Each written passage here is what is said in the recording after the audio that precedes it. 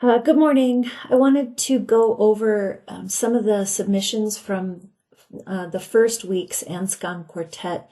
I didn't get a chance to do this last week. I think, yeah, from your submissions, you realize that, looking at the summary statistics, which are the exact same for these four data sets, it's just not enough for us to understand the actual patterns or behavior of the relationship between the two data sets. And so I had asked you to come up with some, made up variables for the X and Y pair. And I just wanted to show a couple of examples and get you thinking about what that actually means for the data. The reason for this is because this is the kind of curiosity that I want to help inspire or cultivate this semester when you're looking at the results of your exploratory data analysis or visualizations. I want you to be looking for these kinds of patterns and then asking yourself, what does this mean about the data? That's where the data narratives, the curiosity, the additional analysis and research can come from. And it's the really fun part of this class, I think. Okay, so in all cases, we have a general positive relationship. As one variable increases, so does the other.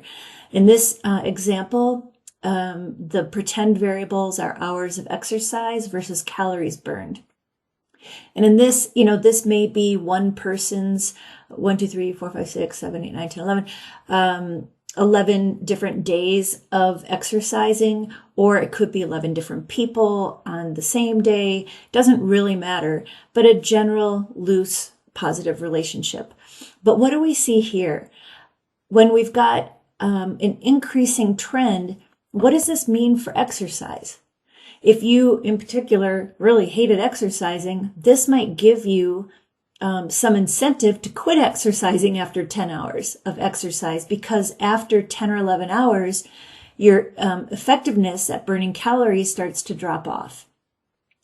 In an example like this, if this were 11 different people, we might suspect from this outlier that some behavior or metabolic difference is happening. And this is something that we could explore using additional data. Same with that outlier there. In this example, it's fish length versus fish weight. This is a really common metric for evaluating fish. Not a fish person. But it's the same thing. We may look at a population of fish and think, wow, we really do have this. This might either be a mistake or maybe a misidentification of the species. Maybe it ate some kind of, I don't know. You know what I'm getting at here. So I think this is important to look at.